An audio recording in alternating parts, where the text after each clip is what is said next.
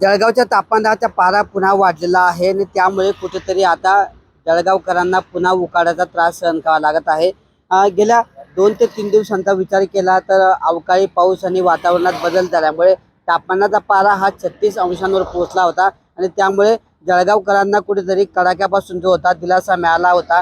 मात्र गेल्या 24 तासातच या ठिकाणी जवळपास तापमानामध्ये 2.5 ते 3 अंशांनी वाढ झाली असून तापमानाचा पारा हा 39 डिग्री सेल्सिअसवर पोहोचलेला आहे आणि त्यामुळे अचानक तापमानात वाढ झाल्यामुळे कुठेतरी जळगावकरांना जो आहे उकाड्याचा त्रास सहन करावा लागतो आहे।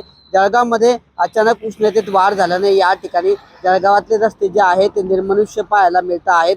रस्त्यांवर शुकशुकाट पाहायला मिळत आहेत।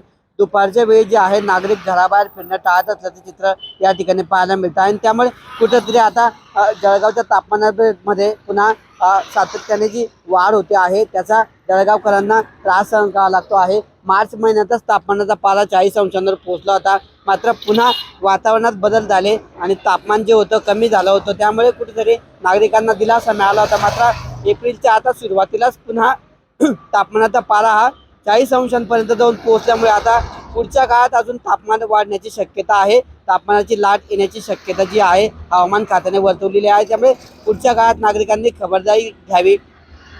आवश्यकतेशिवाय दुपारच्या वेळी कामाशिवाय बाहेर पडू नये असं आवाहन जे आहे जिल्हा प्रशासनाच्या वतीने करण्यात आलेले आहे। मात्र आता तापमान अचानक वाढ झाल्यामुळे जळगावकरांना उकाड्याच्या त्रासाला सामोरे जावं लागत असल्याचं चित्र पाहायला मिळतं आहे। किशोर पाटील, TV9 मराठी, जळगाव।